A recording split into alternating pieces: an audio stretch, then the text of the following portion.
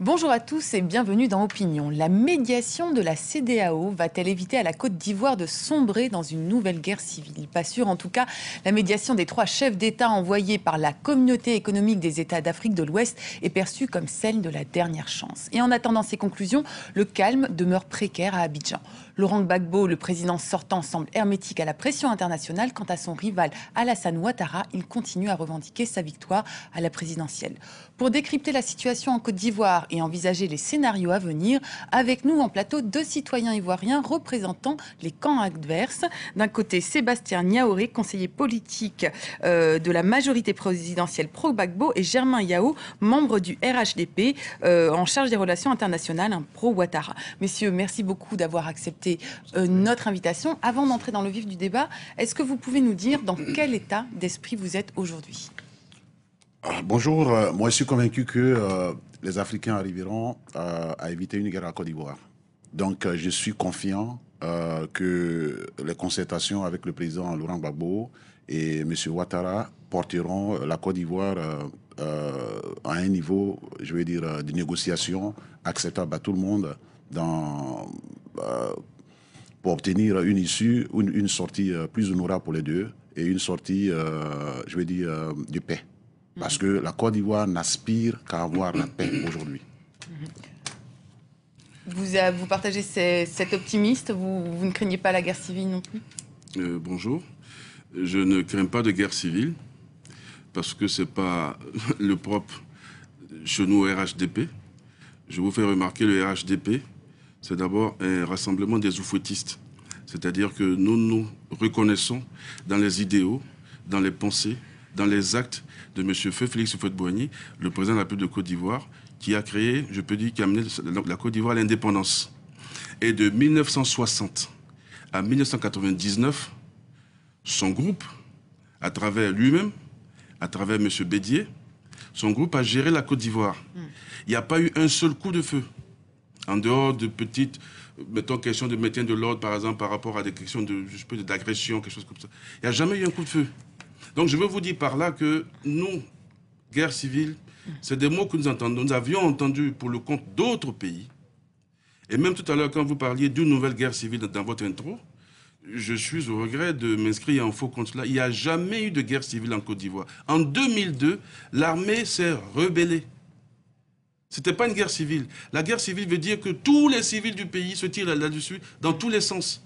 Madame, ça n'a pas été le cas. Et quand vous disiez encore que M. Ouattara revendique sa victoire, M. Ouattara est très serein, il ne revendique pas sa victoire. Sa victoire, elle est là. Il sait qu'il s'appelle Alassane Ouattara, il ne va pas revendiquer qu'il s'appelle Alassane Ouattara. Vous comprenez? Donc la question n'est pas là.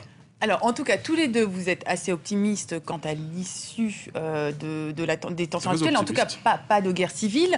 Néanmoins, aujourd'hui, la Côte d'Ivoire semble dans une impasse. Qu'est-ce qui pourrait faire que vos 2 chefs respectifs s'entendent à un moment donné et que l'un ou l'autre accepte sa défaite? Bon, défaite, je n'utilisais pas ce mot parce qu'il n'y a pas de défaite. Défaite peut-être dans un autre, de l'autre côté. Mais je veux dire, la Côte d'Ivoire est un pays souverain.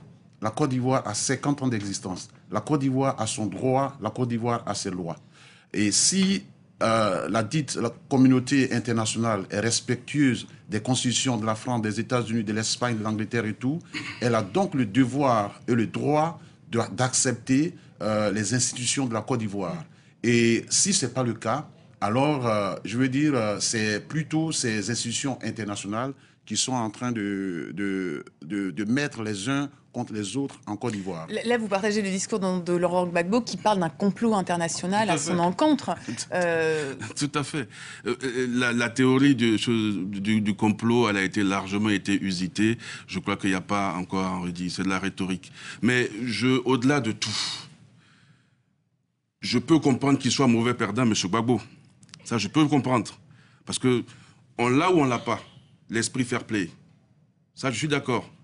Mais aller courir le risque de courir vite au micro et aux caméras pour dire oui, si moi on m'enlève, c'est la guerre civile, je vous le dis encore une fois, il ne s'agit pas d'ethnies qui s'opposent entre elles.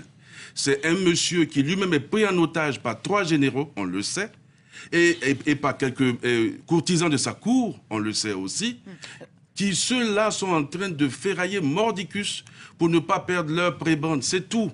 Alors, ce fanion qu'on nous agite de guerre civile, quelle population qui attire sur quelle population? Aujourd'hui, les 200 morts qu'il y a eu en Côte d'Ivoire ce jour, dénombrés, ce sont des gens qui ont été tirés dessus par l'armée régulière de Côte d'Ivoire, avec des mercenaires angolais et des mercenaires libériens qui sont arrivés en Côte d'Ivoire et installés en Côte d'Ivoire par M. Gbagbo. Je veux voir les preuves de tout ça. Avant le premier tour des élections, je vous fais remarquer. Sébastien Yaouré. Ce que je voulais dire à M. Yao, pour un potentiel président de la Côte d'Ivoire, un leader qui appelle à la désobéissance publique, c'est connu du tout, je n'ai pas inventé, qui appelle à une grève tout azimut. Général, oui. D'accord. Oui. Qui dit à l'opinion, je veux dire à la communauté internationale, venez sortir ce monsieur de ce bureau par la force.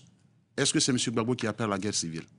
Parce que l'ego, humainement parlant, l'ego d'une personne ne lui permettra pas de cliquer des doigts et de quitter. Je vous fais remarquer ceci.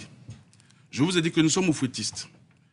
Nous sommes des partisans et des adeptes de la paix, du dialogue. Houphouët-Boigny l'a démontré à moult reprises. Le monde entier, même la Palestine et Israël, venaient en rang serré chez nous pour prendre des conseils. Vous comprenez? M. Bédier l'a démontré. Quand, à 9 mois de l'élection présidentielle en 1999, il a été renversé.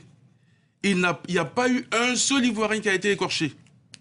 M. Bédier l'a encore redémontré. Quand M. Bédier et M. Ouattara ont été savamment écartés de la course à la présidentielle en octobre 2000, rien ne s'est passé. Et je vais vous dire ceci pour terminer. En octobre 2000, lui qui veut tellement rafraîchir les mémoires des gens, en octobre 2000, lui, c'est pas péjoratif, je parle de Sébastien, en octobre 2000, qu'est-ce qui s'est passé? Gbagbo Laurent a appelé la population à sortir, a appelé la population à sortir. Et je vais vous dire mieux.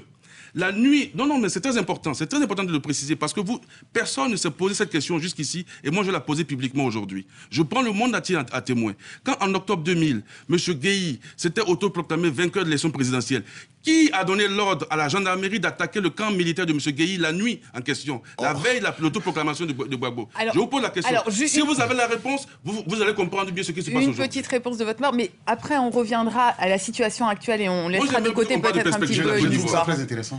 Parce que Gueye, c'était le chef d'état-major de M. Houphouët-Boigny. Gueye a voulu confisquer le pouvoir. Gbagbo Laurent était déjà mort. Attendez. Houphouët-Boigny est mort en 1993. M. Gueye a voulu confisquer le pouvoir. Étant militaire, les militaires devaient être de son côté si la justice était de son côté. Gbagbo Laurent a demandé au peuple de sortir. Venez prendre le pouvoir, pour moi. Le peuple qui a remis le pouvoir à Laurent Gbagbo à l'an 2000. Si M. Ouattara est effectivement élu en Côte d'Ivoire, dans la justice, croyez-moi, malgré les chars, les 2 millions de personnes qui sont sorties en 2000 pour défendre Laurent Gbagbo, 3 millions de personnes, 4 millions de personnes sortiraient dans la rue aujourd'hui pour donner le pouvoir à M. Ouattara. Alors, revenons. Ça, c'était un débat en 2000. Revenons peut-être à... Non, avant qu'on fasse là, c'est très important. Et j'aimerais même regarder la caméra, voilà, en face de moi. Je le dis à tout le monde. Je repose encore cette question. Qui a donné l'ordre en octobre 2000 à la gendarmerie d'attaquer le camp d'Akwedo avant que Gbagbo ne prenne le pouvoir? Celui qui trouvera cette réponse comprendra tout ce qui s'est passé. Ça, c'est très clair. Alors, maintenant, pour parler d'aujourd'hui et de la perspective... Et de la mission de la CEDEAO. À l'issue de cette mission, donc des 3 chefs d'État africains qui ont été envoyés à Abidjan, Alassane Ouattara, ou son porte-parole du moins, a dit aujourd'hui, en fait, il est temps de négocier les conditions de départ de Laurent Gbagbo. Quelles seraient ces conditions de départ acceptables? Moi, je vais vous dire ceci, et nous le savons, dans son propre camp à lui, à la décharge de M. Gbagbo, je ne suis pas son défenseur, mais je vais dire quand même que nous savons qu'il est pris en otage, lui-même déjà, par 3 généraux. Alors, vous avez fait référence à ces 3 généraux. Qui sont-ils, d'après vous? Il y a M. Diaby Point, Sécos, celui qui commande les forces de Sécos, et la force de Sécos, croyez-moi, quand on la créait en juin 2005, elle était censée sécuriser Abidjan contre les actes de vandalisme, les actes de pillage, enfin pas de pillage, de braquage et autres. Mais je peux vous dire que c'est un système de sécurité qui a été savamment mis en place à l'israélienne. C'est-à-dire que le système de cadenassage, non mais c'est important, il y a des points. Donc, il y a Vagbe ou Vagba, des commandos marines, et le général Dogoblé Bruno, de la garde républicaine. qui est devenu maintenant une garde présidentielle. Laurent Gbagbo qui serait pris en otage ou en tout cas qui serait menacé par 3 de ses généraux, vous partagez ce point de vue? Je ne veux pas faire de commentaires dessus parce que je n'ai pas ces informations. Mais moi je les ai, nous le savons. Et la communauté internationale le sait. Ce que je voulais dire à mon frère Chemin Yao ici, c'est que c'est difficile de négocier dans des conditions lorsque la décision est déjà prise. C'est-à-dire on vient vous voir pour vous dire vous avez perdu, si vous partez pas, c'est la guerre.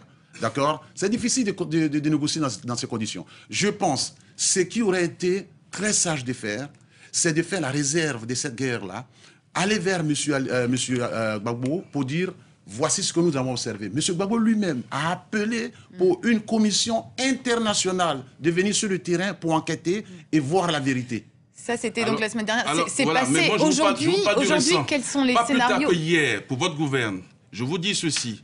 M. Ouattara, vainqueur du processus électoral du 28 novembre 2010, M. Ouattara a fait encore une très large ouverture hier au niveau de la commission de la CEDEAO qui est arrivée, de la mission de la CEDEAO qui est arrivée hier.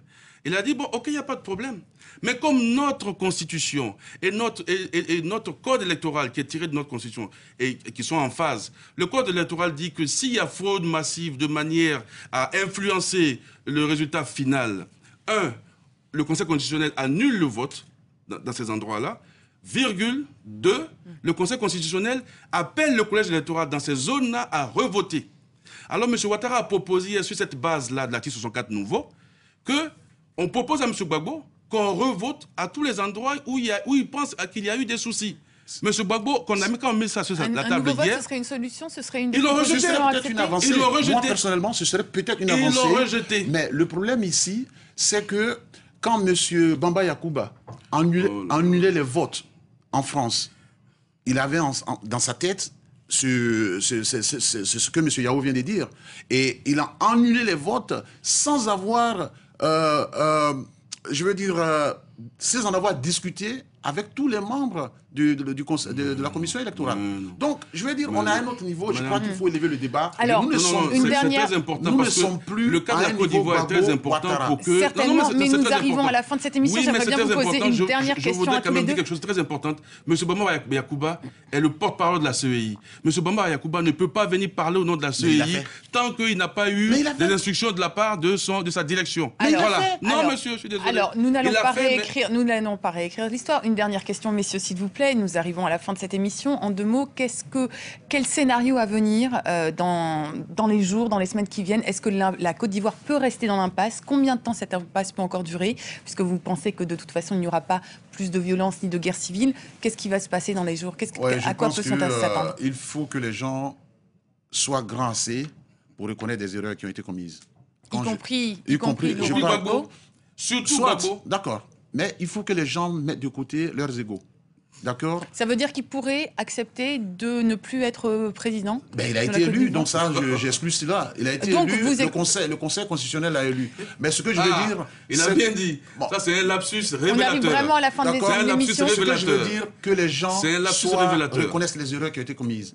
Ils se sont précipités dans des conclusions et aujourd'hui, ils ont du mal à faire... En 2 mots, je veux vous dire ceci.